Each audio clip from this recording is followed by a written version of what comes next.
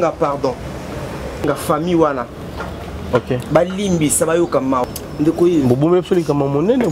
pleure, passe dans mon thème. Mais ça m'est parti. Nous sommes des Africains, un minimum de respect à l'égard. Yaba oui. Sœur Marie Missa Munzamba sepeleka benga kenda. Ça c'est la bassesse, c'est la médiocrité et c'est la honte. Famille Marie Missa Moussili baba porte plainte. Battre la Dieu en justice. Nous connaissons beaucoup de choses. Kosunga orphelin, ezali doit nzambe. Ekomi ba na poto mona mutu, abana ko kabana ko soutenir mais ba komi ba ko baye bato ba yo surtout ba zandenge moko. Mona za kindoki. Pesa e bolingo, ko maltraiter te, ko malmener te, côté ba bouger na mutu te. Kotongo la pilipili te. Au ministère sumta yena ngo pa mona lokola cop. Aye koluka mbongo, aye koluka bomenga sa na ta business. Akoma na ta commerce. Eza ministère bato yo nzamba pesa motema. De santé nationale puissante chez Dr Cathy Munga. Comment ngai sœur Cathy Munga, nazali naturothérapeute, nazali kosunga bandeko bazali na bokono ndenge na ndenge au moyen de plantes naturelles. Bandeko bazana ba problème ya ba hémorroïdes interne tout comme externe, infection urinaire, prostate, azoospermique, obota ezalité, rhumatisme, nerf sciatique, gouttes, règles douloureuses, glaucome, vision floue, moutoupasie intense, sinusite. Awa nazana kati ya laboratoire. Awa nde bisika na séchaka ba plante, banzete, ba makasa ya ndenge na ndenge, depo nanga yango yo esika na salaka ba formule na ba solution nanga. Merci na équipe mobimba ya maison chez Cathy, en particulier Joyce Bolaba. Eye bino batu oyi buzana posa botinda biloko na bino ekoma na kisasa na ndenge kaka botieli bo hésiter te. Agence eza kaka moko Zibe service ya José Baïla. Agence Zibe service ya José Baïla. Yewane azalaka mundele te, azalaka mutu mwindu. Na moment ya confinement Zibe service a memeli biso biloko na biso. Na mbula moko conteneur ekoki kuya 6 fois, 7 fois, 60 fois. Agence na Europe mobimba etikala kaka moko. Zibe service eza na reine. Ba numero kubenga yango wana kubenga. Zibe service eza kusala musele. Awa na Kisasa eza bongo place ya kubunga te na Sainte Thérèse na sima ya station. Mbala moko za mubimba afasi na yango la police. Zibe service eza wana. Bana biso toza kaka na Kisasa te. Toza na Angola, toza na Brazza, toza na Mbanzango, toza na Matadi, toza na Boma, toza tinaka. Les bango na moment ya confinement na bango na bazansi na bango balali biloko yete ekomi na kezo ya ngai. Shalom, shalom, peuple de partout. Vous qui suivez cette grande émission, la recette chrétienne avec Yves Ipan. Voilà, nous sommes déjà avec le frère Max Mbenga M14 Lofassa. Vous allez avoir pour que tout bita masolo et la table na biso, boibi tant de sujets d'actualité za na table na biso lelo to baki to sur la paix na o etali bongo partage to pain et ali bongo orphelinat na biso. En tout cas bana wana nzamba zo sunga à travers Moussali Naye, Max Mbenga, Bana Bazokola Kitoko, mais moi, la difficulté est à moi belé. Yo, au moni, aux ali moko ya bae, au mesana, aux la compassion, tout son andeko, tout son bana oyo, et que ça la bien makasi, surtout que bazo longo la bango, na lopang oyo, bazo foutela, oyo bana ba mesani.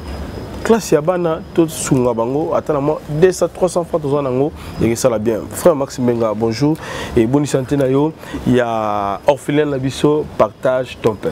Merci d'abord pour l'invitation de Koyipa. Merci grand frère. Na bandeko belo bazana bipai na bipai bazola na biso tikate nzambe akanisa bino nzamba sabino bolamu. Tozali bien mikoleke belé ne na lobi na mikoleka na médiathèque rapona oleka nangaka moi ceux qui naza convaincu OK et na koleka sinon toza lokwa nazoluka ba yebanga et puis média ngo ezala pe na moi ba réalité belé tozali bien tozokoba musalo nzambe apesa biso ya évangélisation auprès des enfants en situation difficile ndenge balobaka ndenge ya classe. Mais aujourd'hui nous disons que ils ne sont plus en situation difficile pour la simple raison que nzambe apesa ba boti yo ndeko tata ndeko mama ozolanda papa Yves na pe tozali wana pona ko sunga biso ebite tozana période ya rentrée scolaire. Ça va, la difficulté, on se contente de ce que Dieu nous donne. Nous croyons qu'à travers le monde, il y a aussi des gens que Dieu a bénis, des gens que Dieu a donné des moyens. Pour toujours ça là pour que des dévotions. Mais avant il y a toujours un cas d'orphelinat. Mais quand on sonne comme mananga passé, dans un mituna, banoko batata moi si ba maman kulutu bakenda wapi. Tant vous avez un amitié tonton Yves Monagano. Ok, congé pas Noko, ok, congé pas Maman Leki, ok, congé pas Tata Mwasi. Mais depuis un certain moment, ils allaient se sauter. Tout le monde a peine à moment au moment Tata Koufi, to Maman Koufi. Moi, je n'ai pas Noko, je n'ai pas Tata Mwasi. Mais depuis un certain temps, j'analyse en tout cas, pourquoi je l'ai dit. Mais quand nous avons passe dans mon thème, tous en amont à Moko, Azan en fait dans la biso, elle a 6 ans. On tient nos mêmes photos au monde. Ok. Une très jolie fille. Basa bana misa toi. Ou ba bomino à chaque fois nous ta la bango, nous ka passe dans mon thème. Bana ba bilingala te. Français na français. Voilà ba orpheline. Eh ba oui basa na kati ya orphelinat na biso. Ok. Donc tonton Yves, moi na 6 ans, aïbiata lingala te ka français na français. Moussou soit na 7 ans, français na français, et puis Moussou soit na 10 ans, français na français. Dans le la bango, bana français boye, généralement, bon, ta famille est bien, bah il faut se retrouver dans niveau orphelinat. Alors ils ont bon manga, au moins kaka na tongo, papa, achète-moi du lait. Papa, j'ai besoin de ces semis kabano na banda kuno to sana. Bana ba français bi na mutungu siwe. Ngana za ko observer no mituna. Ah mon Dieu.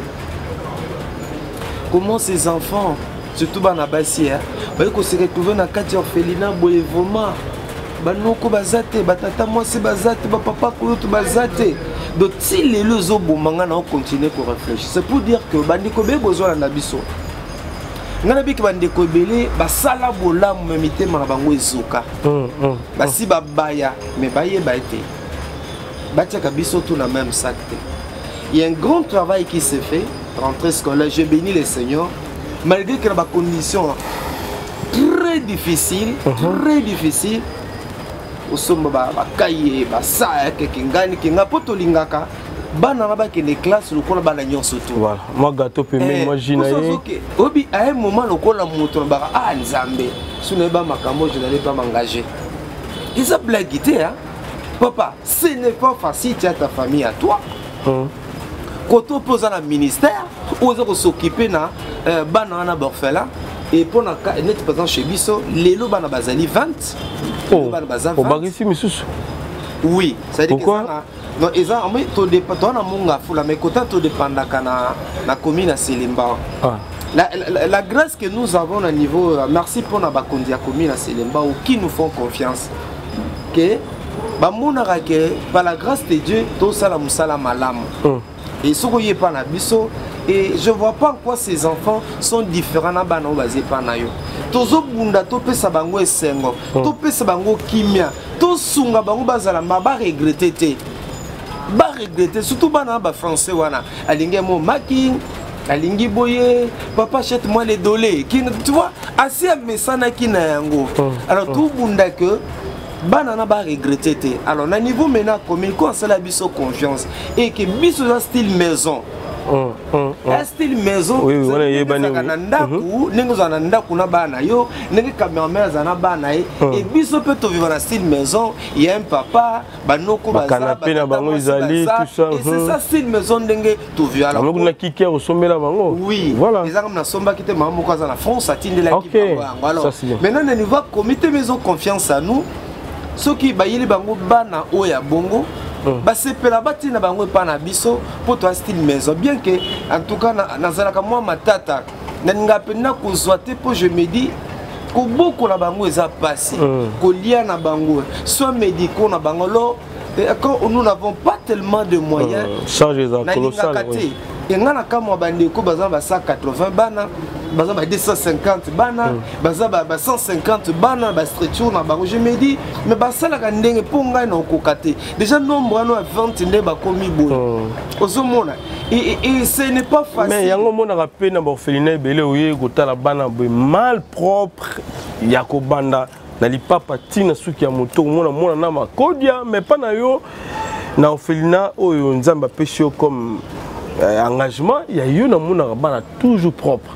Alors, rentrée scolaire 20, on a surtout à côté, ou bien au côté sinon ndambu pour ma coquille zaté, monsieur de Tigali. Le tout dépend de la vision. Ok. Nous sommes un ministère d'évangélisation auprès des enfants en situation difficile. Le tout dépend de la vision.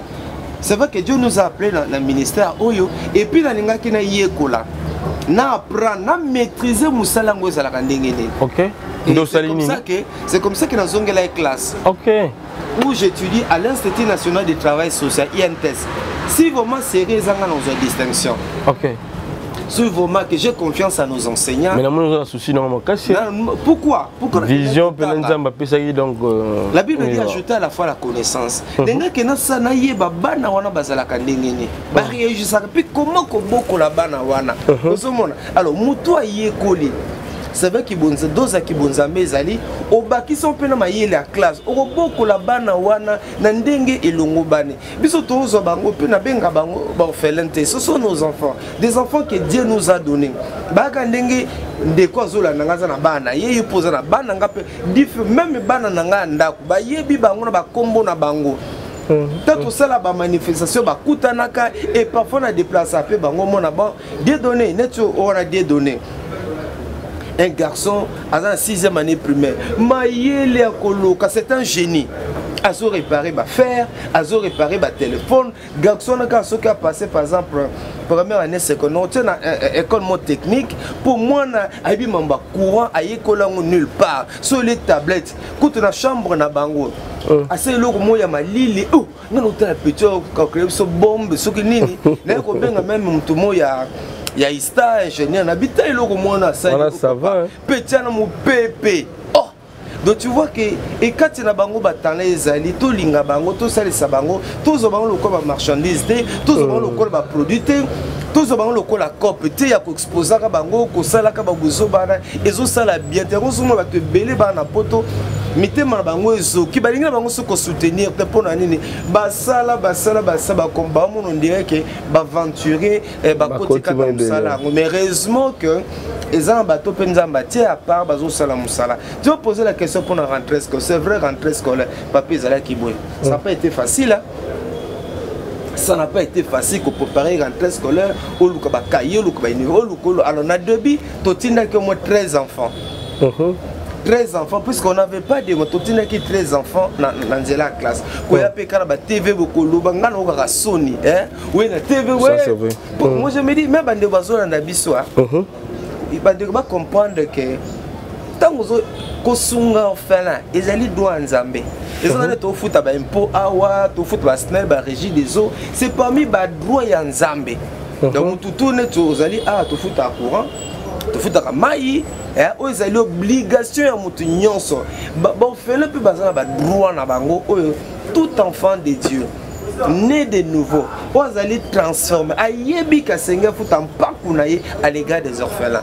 Alors, il y a 13 enfants qui ont commencé. Totikala qui n'a 7. 7 il y a 6 filles et puis il y a un garçon qui n'avait pas commencé. Bon, on va dire que classe, on va dimanche, on a si bon réunion. Voilà. Il y a des chers amis, il y a des beaux fonds la mi-thème. Au fond, la mi-thème, comment on n'a pas d'argent? Regardez vos amis, ils sont à la maison, ils ne partent pas à l'école. Papa, moi je veux partir à l'école. Alors, on a dit qu'on a l'excès week-end, comme thème, pas si, pas Suzuka. Mais expliquez la petite là 6 ans, expliquez plus moi en français, expliquez Bangonini. Papa, moi je vais aller à l'école. Et Bomaki nga, si elle s'appelle le mercredi. Le mercredi, tout ça l'émission, c'est toi on s'est débrouillé, on s'est débrouillé, on s'est débrouillé, classe avec le peu de moyens que nous avons, on s'est débrouillé. que les classes, mais ça ne suffit pas. Tous les tableaux, tous les enseignants, répétiteurs, mon cas pour na kosunga sunga bango ils appellent na ba hein faut le caper ba ketch bien toutes ces histoires là pour na batanga bien. Alors na bana toza koza il y a des enfants au tata koufi maman koufi même ça tika que pas non comme ça tika que pas voisin et ba biloko na zungu na ba comprendre ngo malé na usala d'études dans tout na batata moi c'est ba kenda wapi ba noko ba kenda wapi pour que moi na ba na ko se retrouver na niveau orphelinat non ça la habitude on a comprendre mon ngo ba dit mais ça normalité. Moi j'ai des enfants je nzamba aussi la benganga nebete ba noko bazali baleke bazali baleke basi bazali tout ça les enquêtes on a ça habitude à comprendre et puis un jour tout ça l'émission qu'on proposer ba piste à solution. Voilà. Nous sommes des parents bana leki no bana ndeko no su bazate yaya zate to ba kozwa ba heureusement moi je me dis gloire à Dieu ils sont tombés entre les bonnes mains au ba me camper kokosunga bango lo yo senga moi quand me belé lorsqu'ils partent à l'école et senga s'appelle moi maïni na moi kokana puisque l'école ko na moninga na magato il y a ça manette ce matin net sikobwe. J'ai quitté la maison à 6 h du matin. Chaque jour, bongo. Kota ande bazo kende classe, encourager bango, monter ba devoir na bango, kota ba devoir na bango, puis tout s'embêter ensemble, tout ça, ça demande de moyens. Parmi ces enfants là, voilà. Et ça va au mususu, au moins à 10 ans. Mais à Tikane au côté classe cité. Moi, dans 8 ans, mais n'a jamais été à l'école. Azalé qui est pas voisin, papa, maman, koufi. Il y a beaucoup de choses comme ça. Même l'école gratuite, ils allaient dans le président Fati a favorisé. Nous encourageons. Mais frère Max, c'est un zone baboui. L'école, il a fait les années gratuité, les années beaucoup de sabana nous sont toutes une école. C'est une bonne question. Moi-même, je suis enseignant. Même si j'enseigne, plus enseignant. Nous encourageons la gratuité. Pourquoi ils ont malam pour l'année, ils ont été. Bana tout bazar la chance moko il y a aucune classe que tant pour venir na bango. Mais au monde il y a des écoles par exemple il y a des écoles primaires à Lilo. Parce que moi-même j'étais parti, il y a des écoles primaires au monde moi na classe mon bazar sur 80 élèves. OK. Ngai moko na kendeki pour ma classe ya bana ni na orphelinat moi-même je m'en occupe étant enseignant. Nga mona que il y a des classes au monde à 80 élèves. Nous sous 75 élèves. Alors avec nos enfants, il y a une particularité. Parmi bango zana bano penza mayel bazaba zana bana ou nzamba se bango grâce bazali. Mais zana bana mususu na kenda classité. Nana papa, nana tanga classité. Ce bozi moi na par exemple boire une école à gratuité. Avec une multitude d'élèves, enseignants akoka ko individualiser enseignement te ponae. Akoka ngote et puis bah comme on s'est caillé, tout le monde a quand même année passée. Bah comme on s'est cassé pour un mot français dans mon zate, mambo belé bazana ango. Alors pour na bana ya bongo, pour na question à suivi, il faut attendre en privé. OK. Pour na bana ya bongo, je parle comme enseignant. Pour question de suivi, il faut attendre en privé là où il y a là il n'y a pas assez d'élèves. Comme ça, vous expliquez peut mettre dans directeur situation à Bango Hollande. OK, bah difficulté à Bana. Bana monaki ba maison. Par exemple, il y a un enfant, ça les 82%. À une école privée. Rasconi 80 un petit très intelligent. Ba Dieu donné wana. Ba privé. Mais non banu ba mayel ba confirmer année on a saini. Ba msuto bois ki bango na gratuité. Même on a monique niveau penza. Niveau penza et trop bas. On a privé pourquoi? Puisque là, bazar moi bazar 12 na classe. Bah ça améliorer bien na makambo. Expliquer maintenant maître, oui bana o. Tala bouy ba maître ba yebi directeur yebi situation bango et ba rolande na bango. Bien surtout bois qui bango na école gratuité bien que nous encourageons cela. Et que ça la passe pour voilà. Émergence tabango. Et ça la passe pour l'émergence tabango mais frère Max, est-ce que continue na moya orphelinat oyo bino bozali bato yo boza sérieux mais bato bazo mona rabino ti bazo mona ba pasteur o bazo ko kosaka biso wa nazana orphelinat na ngai nzamba lobi na yo ndeko totala biso 10 ki alo soso tindi te ozo kufa bozo 10 ki alo so botindi mais bato baza sérieux tozo mona misele zo salema. Partage ton pain, il y a papa et son frère Max, tu bien autour na bypass. Donc justement, na monga fula wana, mpandi ya Selimbao. Orphelinat za wana. tozwi ndeko na biso Israël Nash eza awa kaka na bongolo pembeni na université kimbanguiste eza wana Jésus mon papa eza wana tomonaka ya basana nzambe musu tomonaka te escroquerie ekotibino bato bozana makambo ya solo bozolo bate bozo kipate bato bakolelaka bino mbongo na sima bakobebisa bino musala bino moko bakolo makambo nayebi te en fait tout ça bino non ndenge nita bozomona bato bazoya kokosa na komba ba orphelin. Bon, moi, je ne pas si vous avez un mois kala, vous remarquez que tout ça la presque l'émission T. Nga penza bato sanga yo le kana TVT. Ça la sport ngana baka eza ba œuvre charité. Nga osala makelele mingité, senga makelele mingité. Il y a des gens qui me disent ça la sport ça nano kaka même quand on ba TV pour no makambo c'est parce que tu m'as appelé. Nga te no baka nzambe musana yo talo yo sala. Ces enfants vous appartiennent, ce sont vos enfants. Nzambe tala o c'est ko sala.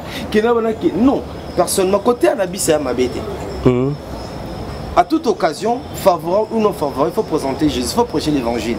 Mais ngana côté anabis parce que non tous en orphelinat tel endroit tel je le ferai jamais.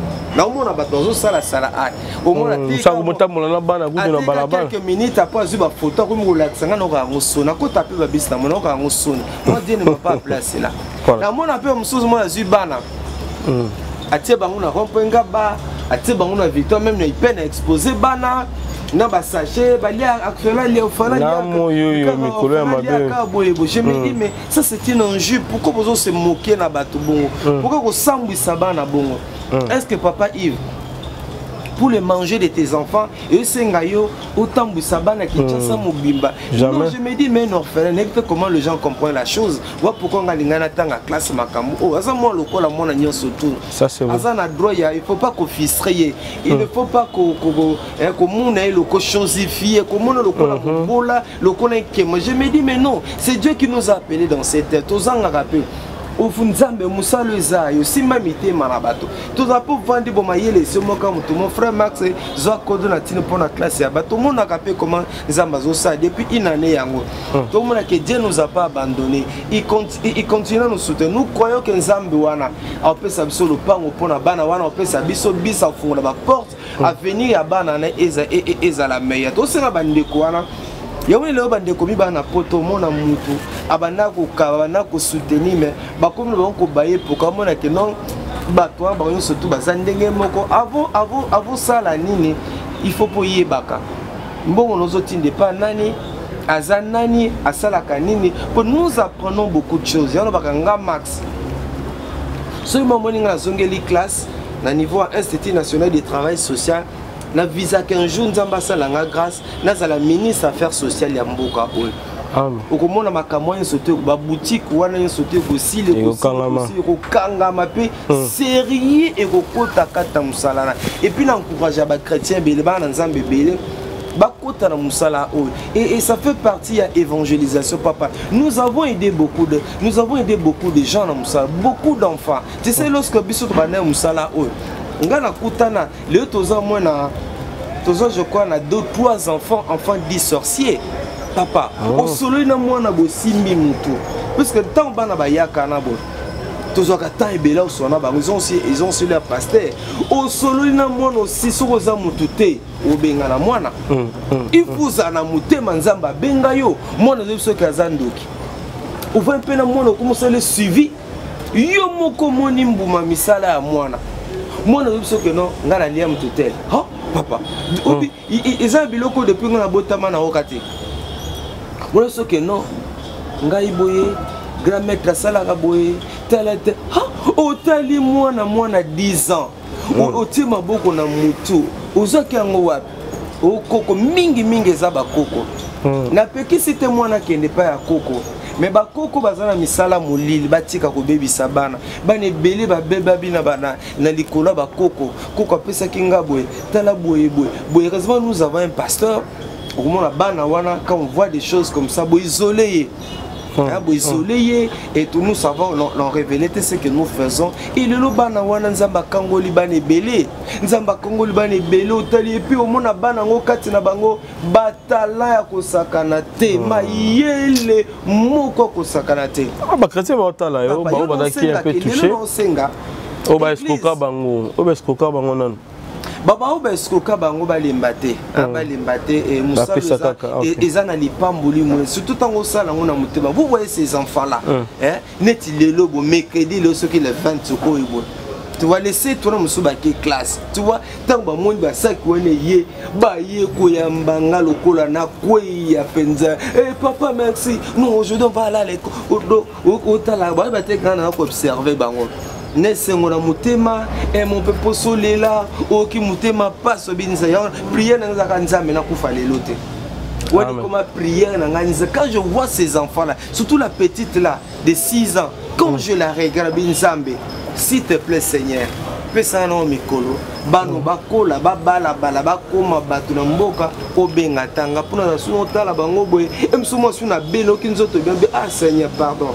Ce n'est pas les mots, garde-moi encore à cause de ces enfants, à cause de la mission papa. On a 2 à 3 enfants bazalaka diaba sela ba on a kindoki. Pendant moi na biso que notre bimaka a la sabitala et le côté na prendre ma me belé na ministère. Papa, et mon binzambe. Et mon binzambe ngaza na pasteur te. Na frère ma oyuko otali alors on comprend que tant zokuta ba makamba bongo nzamba matsope ezokolisa ouais nzamba okolisa ope nzamba zokembisa yo alobenga mwana omelo mona comprendre ka ndukia c'est un jeu to sala émission to ba kinduki et pas bana mike kinduki pas bana mike et le mona sepelaka ke diable akukabolingo te. C'est là où j'ai compris diable akukabolingo te bana mwana za kinduki pesa e bolingo ko maltraiter te ko malmener te côté ba bouger na mutute kotongo la epilipili te benga e pembeni shilaki sa e bolingo solo la na ye tiana même école la prière ya délivrance ya pas ba délivrance ya buzoba ya ba bougie ya kubaka ka ba délivrance wana te o memena bolingo na délivrance na ba prière papa na mona bana ebele bana bakoma kambaki tozana bango la 3-4 fois par semaine. Nous vivons avec ces enfants, nous mangeons ensemble. Je suis resté les mêmes marques que tu as connu. Donc, le ministère, si tu as la COP, ayekoluka mbongo ayekoluka bomenga ça na ta business akoma na ta commerce eza ministère bato nzamba pesa motema nzambe abenga pe apesa motema. Moi je passe beaucoup de temps kuna na monga fula. Vous pensez que moi je produisais beaucoup d'émissions na za chaîne na sala d'émissions na ke na ba reportage mon makambe belota la gabo oko so sala ngota a héros ba devoir ya bana na héros ba oti classe na kenan héros 13 et puis tozali bien organisé chaque 13h30 15h30 sur votre classe lié de 13h30 à 15h30 bon moi yebik baza era olala er ya repos ba ke repos dès que bazola mukana bazota muke à prière après prière mutom toza devant bakaina asa devant bakaina asa devant pendant ce temps il y a un encadreur azali wana kotala devoir ya kingandi o boyibo. Maintenant nous sommes en train de prier que non tous sommes à tableau moko munene pona bango et puis tous à répétiteur o azoya pona kotangisa bango pona kolakisa bango boye. Donc voilà pourquoi on a profité la micro na yo. Je sais que beaucoup de gens bazala déçus mais yeba été ba o sala pe musala e bazali za moi pasi pona komi lobela yo moko parmi bino bana pote belé boya na Kinshasa. Vous avez à nous visiter, je crois que vous êtes mieux placé pour ça témoignage. On a besoin de vous, moi, surtout dans le moment où papa, il faut payer les loyers. J'en arrive là, il faut payer les loyers. Il faut motiver les encadreurs. Nous avons besoin de répétiteurs wana. Nous avons besoin de répétiteurs wana pe autozozo. Il faut que vous foutez collier à bana, qu'il n'y ait pas soins médicaux. Donc tout ça. Et c'est un moyen. Nous avons la vision, mais provisions habiles. Ensuite, que tous les là à notre quota, tous en a le pan on a biso. Le pan on a le bac. Attends maluko, attends kimpoko. Et c'est important tous en le pan. Le pan on a c'était kamanango. Ok. Et c'était kamanango, mais au foot les pas mutu on a. Je me dis bon nous allons boti wapi. Et créer insécurité. Moment boju. Et créer insécurité pour la barre. Mais si on a le pango, il n'y a pas le pango à max. lopango oya bango moko penda même na mikanda na l'état congolais batie lopango bakomi na kombo ya lopango na bango moko pona biso za pe moins sécurité mais boye bozana bana bofutelaka lopango za bino te aussi aujourd'hui tozi lopango totongango na vision na biso koto yo activité récréative baza moi dispensaire na bango baza mini pharmacie na bango baza na besoin baza par exemple na côté ya moi bureautique na bango ben puis ces intérêts ya nani o bosala rapport na bana oyo intérêt à plus pour nini frère Max nous gagnons aux la bana na yo voilà aux la bana o ngana yebi initi tout temps ba komba wa o yebi ben en finalité frère Max ça c'est la nini pour aux bana na lelo ba koli lobi ba komi ba majeur lobi ba côté université ba komo sala nasuka. C'est comme aujourd'hui tu vas poser la question pasteur Oté Abouani, pasteur Zokamba église. Mais écoute, naza loko la pasteur Yabana wana. Na pasteur Yabana wana, c'est un ministère. Nous allons voir berger. Naza berger, naza berger Yabana. C'est un ministère que Dieu m'a appelé. Je ne suis pas improvisé, même ngamo loko la mood. Si le tout ne dépendait que de moi, je peux laisser. Pour ça blaguer. Si le tout ne dépendait qu'à Nanga Max, je peux laisser pour et ils ont un bâton. Mais comme ça, mon qui même classe, ils ont un bâton. N'a pas reportage, n'a pas super moi mais belé, mais quand on a commis contrôle, commis limité, il faut la moukana tongo. Au komota ndenge ba osaba ok les classes et puis je dois contrôler balala kindenge nini est-ce que maman va pouvoir bana no bimisa que aiza salité bon ba drawana boy comment bana dress tout ça mais ça me prend du temps. Ça me prend du temps. Na sala kango pona ngeza copie zabi d'ailleurs et musalo na bandi yango sans que orphelinat nezala. Biso to une habitude moi j'ai sillonné ba orphelinat belé na Kinshasa. Copé ça va contribution pour soutenir yango. Donc ce moment que et ce n'est qu'après des zambes qu'on convainc que et c'est qui n'a implanté et puis raison sur la peste résalé qui était bisque tondo que na zo ba déception belé yo mon lobia mo awa. Yo mon lobia mo awa. D'abord na so yo qui samedi. Davana na kati na bana toi qui en réunion. Na mo ka bobe ta porte. Koko na bimabo oh na mona 15 bana. Bana bauti na orphelinat mo ezala quelque part longtemps a kombo na bango de 15 bana na ba photo awa.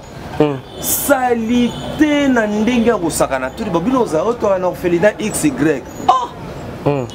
C'est vrai, vous avez un orphelinat XY, papa. Texte seulement le coup là-bas dans ma boma. Papa, n'a bengi certains de mes enfants là-bas collaborateurs à Boya. Bota là-bas, Boyo Kabango.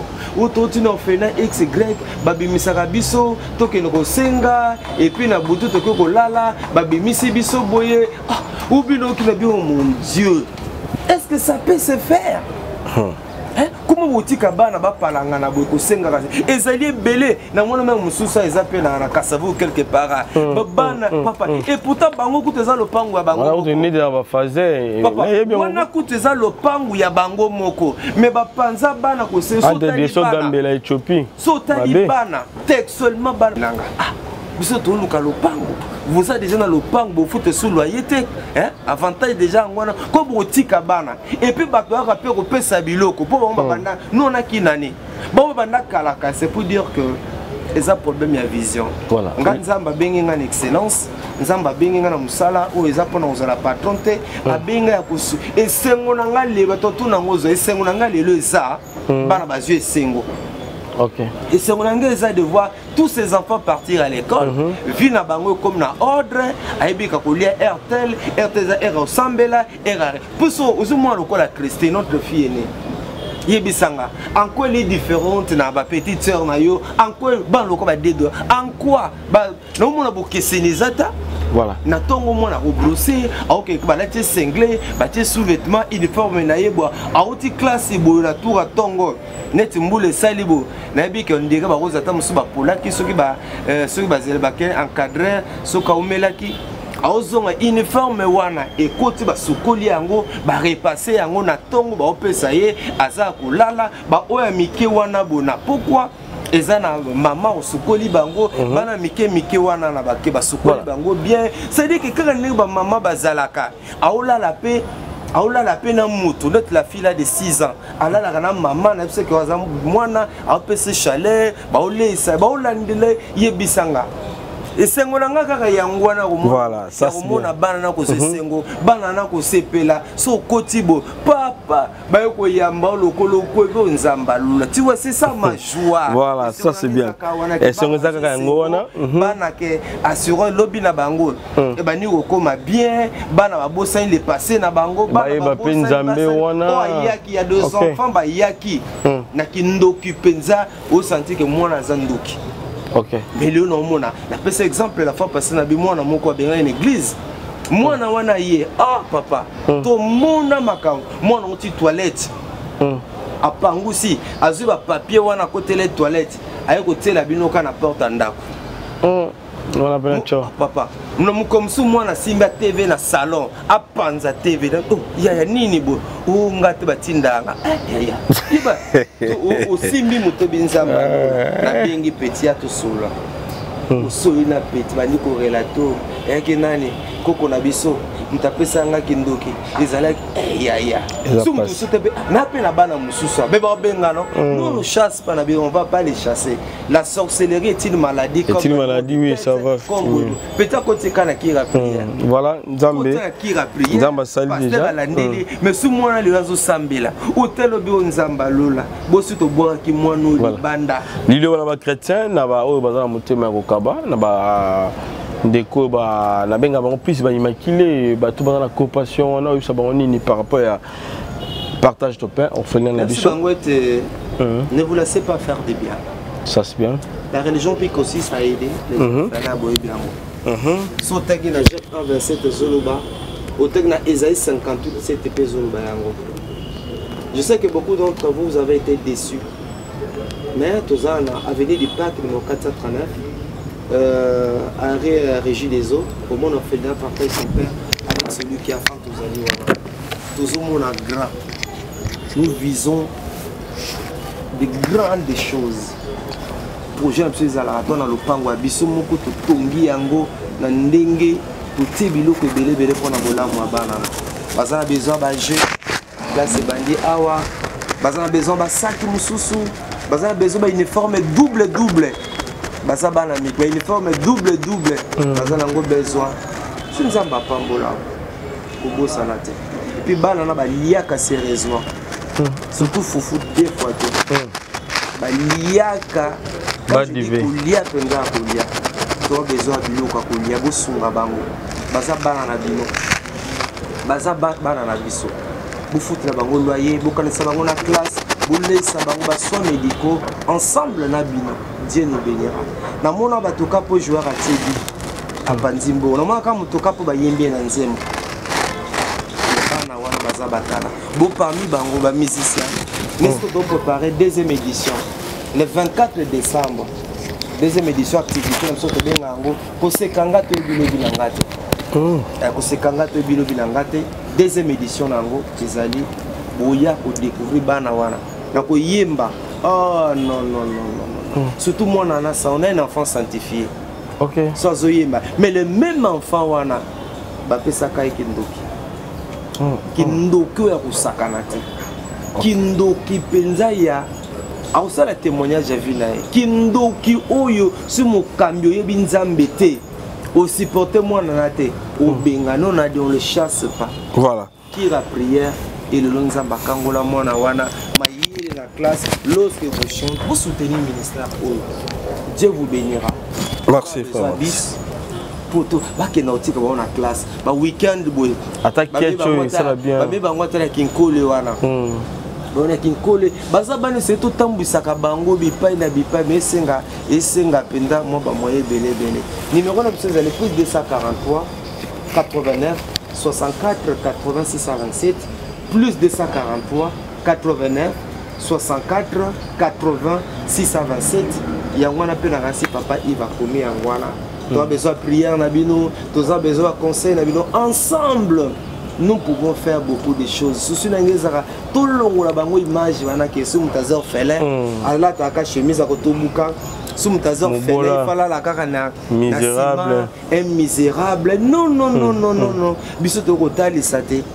azui nzamba sepela ki na souveraineté na ye obenga baboti na ye mais atiki Max atiki Yves atiki papa atiki maman ozolanda biso qui sait peut-être que Dieu t'a béni pour que tu sois une bénédiction pour ses enfants na mona bat na Kinshasa na 10 parcelles bato mosusu bano ba 50 même mosusu za lopango mais eza ebele pesa biso mosusu abosana balopango bakonte otika mutu kosundola otinda mutu bambongo na compte ko basango autorité bake autorité mona ke bake rappeler abi yo bosana oza na compte moko boye awa nous on a besoin de cet argent là tosunga bana wana comme ça bobo battre la penga et comment vivre un monde ba stress ba traumatisme ba benga yo awa mba de notre côté tozana maizala nzambe on a besoin forage maizala raté chaque fois toka ko somba mai ya musala bilamba mai ya komela donc makambo ebele subolinga penga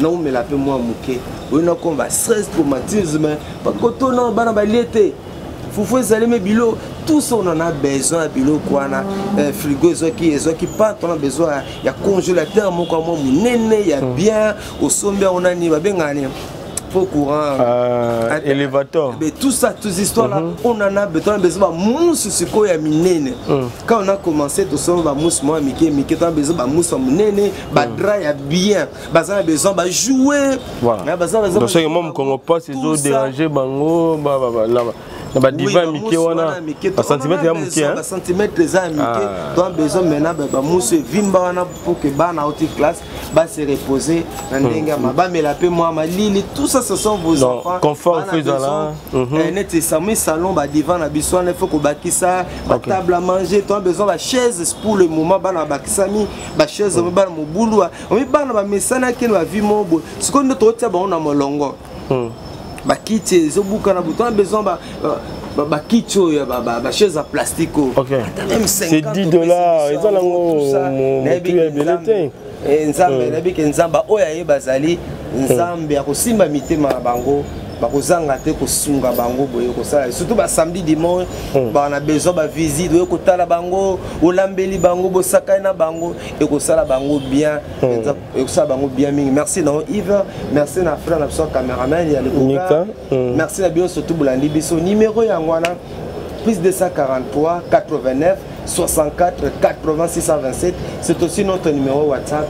Que le Seigneur vous bénisse. Merci frère Max. Donc on décose la motema ya kokaba ya kosala ya kosenga te donc voilà tout le bas décose la motema ya kokaba to sunga bana oyo DM qui donne avec joie sur opesine sengo wana nzambe pa opesa one sengo on ne sait jamais lobi pour ngo kufa bana na ba kotika na maboko mama kulutu bolamu yo sali lelo très bien lobi et ko soutenir bana oyo kotika na mokili zwa bana oyo logo la bana na yo ndenge biso to sala rappel moi quelque chose na biso ata ça qui moko lo surtout ngenda otika yo biso sala ngo za bien frère Max to succès na question oyo oza ndeko oyo ozala mingi na sœur Marie Misamu ozala plus aussi na papa na Sony et dernièrement à couture ozaki moko ya bay ozaki na simana pour na soutenir na makambo le na RSC alors analyse ni au sala par rapport à dire ya papa so Denis Lessi surtout que au solo plus na papa Sony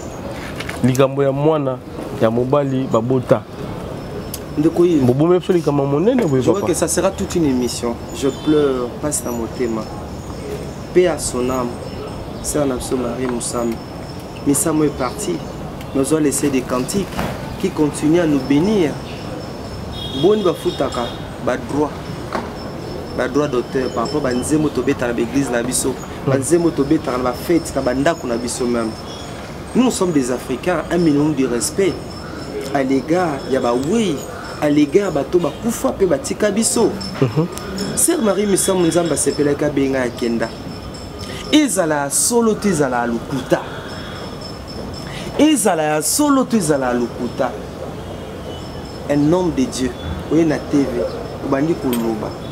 Ça c'est la bassesse, c'est la médiocrité et c'est la honte. Papa, c'est la honte. Vous sur le famille Marie Misamu ici, porte plainte, battre la Dieu en justice. Papa, nous venons ici pour présenter Jésus, pour prêcher l'évangile. Et c'est à moi qui te parle. Nous connaissons beaucoup de choses. Yves Ngande Ronayo. Voilà, millénaire. na milieu chrétien. Ok. Na milieu chrétien, toi tu sais que ngana za informé. Si. Biso mo va bana na yo to former déjà to yebi pe oui. Tout n'est pas utile, tout n'est pas dit dans les réseaux sociaux, tout n'est pas dit dans les réseaux sociaux. Je pleure dans ce bateau. Où va mon église? Il y a beaucoup de choses à dire dans les médias. Tout n'est pas à dire dans les médias, mais ça m'a koufa perd son âme. Perd son âme. Laisse tout tika monde quoi kende. Bo tout mon se ba pote ba famille na bango, famille ko lele su pona nini boye. Wane za ko tout comme way. C'est le non-respect dans Moutakufa. Et des déclarations comme ça, ça la bisonine. Ça nous avance à quoi? Il a senga pardon. Ah bon? Obi likambo yo Yves na yoka passe na motema. Likambo leli sanga na bi, mais où va le monde? Où va l'église de mon pays? Nika zopena donc balimbisa. Bande kwa yo, obi tana yo ko papa. Est-ce que muto akufi? Bilo ya na TV, bono ko loba sala ka boy, asala kutu boy. Pourquoi baloba on a bomo na été? Pourquoi on n'a pas dit ça de son vivant? Vous avez la coupe et bien, ça ajoute quoi dans notre vie chrétienne? Ça ajoute quoi en nous? De telles déclarations sera beau toi beau quitter. Voilà pardon c'est pas na. La senga famille wana. OK. Balimbi ça va yo comme ce sont des bêtises. Hein? Vous voulez laisser sous famille là hein papa, Nabi, mais écoute, si vous n'avez rien à dire dans le média, taisez-vous. Yves, les gens m'ont interdit, Max, tu as un ministère, tu es pasteur. Beaucoup de gens m'ont interdit, ministère, je ne voudrais pas me mêler dans des bêtises, dans des conneries, dans des choses qui ne tiennent pas debout. Vous ne verrez jamais un pasteur mature, vous ne verrez jamais un homme de Dieu qualifié, un homme de Dieu que Dieu a appelé dans le ministère, qui a une charge, qui a une mission, qui a reçu le mandat de la part du Seigneur. Passer dans les médias pour rencontrer des bêtises. Oh, il ne faut pas me provoquer s'il te plaît. Ne me provoquez pas. Mais ceux qui ont mis à solo alors, ceux qui frère Nabiso, papa Nabiso Denis, ça a raison à solo. Pour le banni, qu'il ait raison ou pas, qu'il ait raison ou pas, qu'il ait raison ou pas, où est Marie Missam Azad? La sœur n'est plus avec nous, mais un minimum de respect. Un minimum de respect dans mon toit Tikabiso.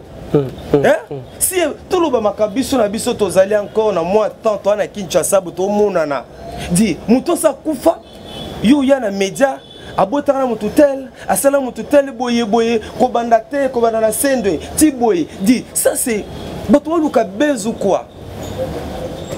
Je présentais un travail dans le cadre de la psychologie sociale et puis ça m'a chef de travaux Pindi. Il est aussi pasteur. Après ça, il a devoir un examen.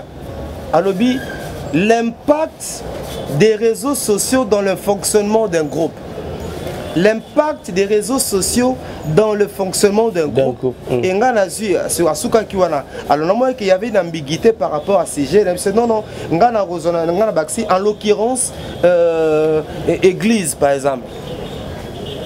Les réseaux sociaux, c'est-à-dire pour nous, c'est un support, un moyen important d'évangélisation, c'est-à-dire support évangélisation. Mais les lots,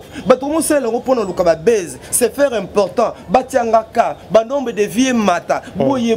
Non. Mais papa Sonia Zolobanini, yo to solana yo lukaki yo vandanga pe moi. Bon, je causais avec l'évangéliste Sonic Afuta Rockman. C'est parmi ceux bateau bayo karabisu mo ngolo. Je lui ai demandé de se taire. Okay. Il a compris aussi, Abimax dans l'Obate. Il m'a dit, il ne dit rien, il se tait. Il won't speak à l'Obate. Okay. Et là, je bénis le Seigneur. Au moins, il va dans l'île là. Sinon, il y a un média, il y a quelqu'un qui m'a dit, il y a une classe, il y a une famille, il y a commencé à lire Seka. Une vidéo, il y a pasteur Songolo Pakala. Moi, la classe Nabiso. Elle m'a dit. Et puis, pasteur, on a la même formation. Ma classe, il y a un musicien, un conseil, il y a une répétition. Nabi Papa Nangai. Tu vois que c'est un temps en lobby. On a besoin au CK, va se détendre. Baloki ba vidéo, il y a un pasteur Songolo Pakala. C'est que Bazio le col un objet d'amusement, de divertissement. Oh, Moutounanzamba a besoin de respect. Moutounanzamba a besoin de respect. Moutounanzamba a besoin. Ton mémi qui bonzambe wapi. Ton mémi qui bonzambe, il y a beaucoup de choses à dire. Donc, Yves, il ne faut pas me provoquer.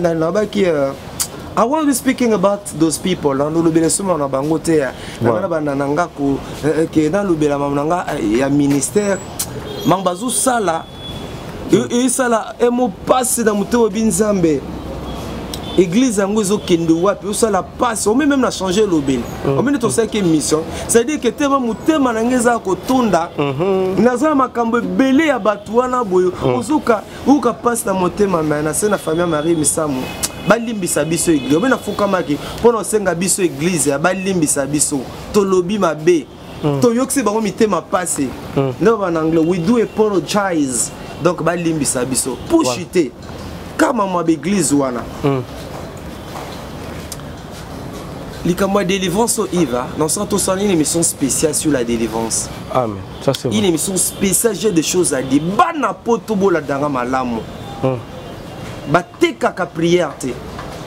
Bateka ka prière te muta délivre que Nzambe. C'est pas un homme, ce n'est pas un individu. L'homme n'est qu'un instrument. Et bino mo repé na poto. Bozala des hommes et des femmes de prière. Bozala bino mo ba pasteur ba vie da bino. C'est vrai que Nzambe pesa ngulu.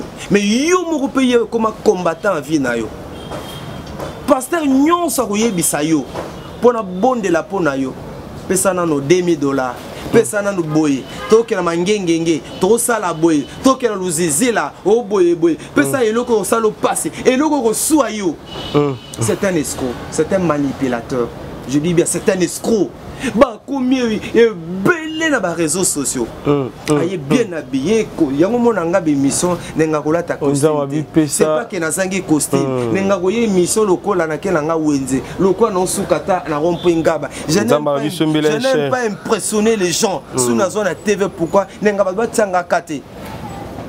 Nzamba bisombele boye pona kaya mwana na yo yeni mama benganga zolela mwana na à partir de 28 ans ça fait 4 ans moi non dirait folie boye boye passer à conditionner avant la bonde la pona mwana wana tinda boye mais on non peut ça choquant. On des a clôture, il y a escroquerie, on des a clôture méga mankiona, on va clôturer. Méga il faut être giga. De quoi ça notre peu sa pays azana libanda mboka. Notanga ngatanga pays mais notanga te. Yves ko tuna ngaba kesote na sina boyi makambo na olela po na soka pasta bi mais église zo kene wapi o eza nini nzamba zonga nde kwa za libanda mboka bana problème XY notanga pe problème bazana ngote problème XY na couple na bango kande bananda ka ba vidéo ne bosa ba olanda ba vidéo a tomber pe na moi pasteur moi ndote ana pe na bi c'est problème na ngai. Tant de solutions autant. On a ce problème là, à Sunga, à bonde la ponanga, comme toi on a problème XY. Pas. T'as la pasteur, nanda qui vidéo na yo, nga nazana mboka songolo pakala, toi on a problème XY boye. Ndeko yo mo pa kamata par respect.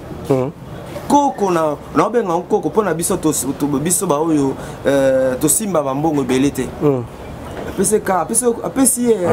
Enveloppe à kaki a bien. Ok. Montant a peu montante. Mais montant a bien. Montant a bien à PC. Colossal. A-t-il. Et surtout à mon bien, c'est que Moutoyo a bakisi. François, en tout cas, pour un problème, nous avons XY, nous avons un couple na bino. En tout cas, il faut s'aimer qu'on est là, comme on voit danger, le pan moi dans ma campagne, n'atteint des montants. Le pan moi dans ma campagne, $250 000. Le pan moi dans ma campagne, $250 000. Bo sombe la ngai yango, bo papa na ngai. Oh Nzambe, yo kela biso mawa.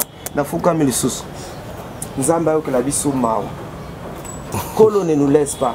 Papa masumu Nzambe limbisa limbisa basali wana Nzambe limbisa escroquerie côté l'église manipulation Nzambe côté l'église nkolo amen Yesu yo senga kimbongo te yo so senga ka kondima mais lelo Nzambe belé na bato bateki yo na ba mbongo nkolo Yesu yo kamawa Yesu yoka mawa, Yesu yoka mawa, kotika biso te nkolo.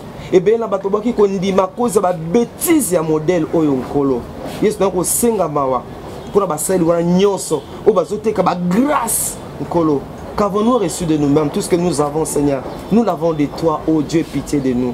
Sunga biso tote le manzambe. Toteka ki bon zambete nkolo. La Bible dit dans Matthieu 16, 26, que servirait-il un homme de gagner tout le monde si perdant son âme, oh Dieu? Aide-nous. Aide-nous, Seigneur. Aide-nous de rester fidèles à toi. Qu'on sale la yonzambe comme de bons disciples. Au nom de Jésus. Amen. Yves. Voilà. Merci. Numéro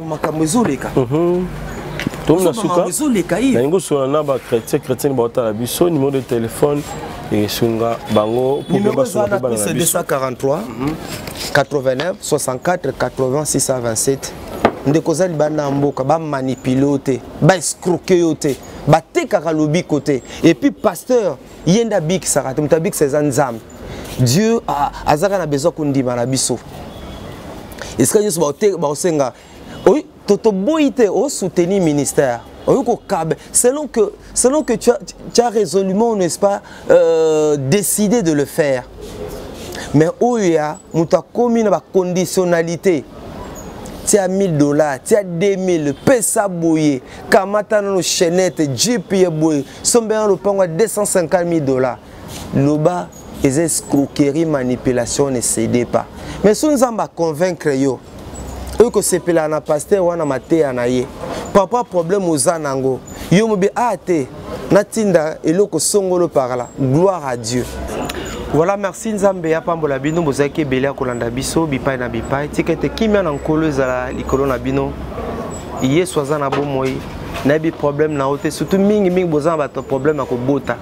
Nzambe apesa kabana, ne désespérez pas. Dans un témoignage moi makase ngamoko o na zoloba. Je ne pouvais pas avoir des enfants. Mais nous avons fait un ngolo. D'ailleurs, il y a tout en 2021, en 2020, les artistes et musiciens.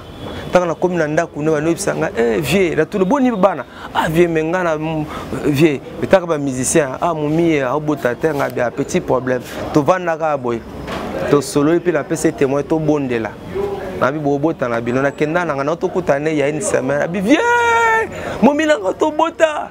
C'est pour dire que Dieu n'a pas changé. Il est le même hier, aujourd'hui, éternellement. Vous avez confiance dans Nzambe. Nzamba Pambola Bino. Ndeto Kutani Mbalasema Shalom. Numéro d'habitude Zali plus 243 89 64 80 627. Plus 243 89 64 80 6 27. Plus 243 89 64 80 627. Nzamba Pambola Bino.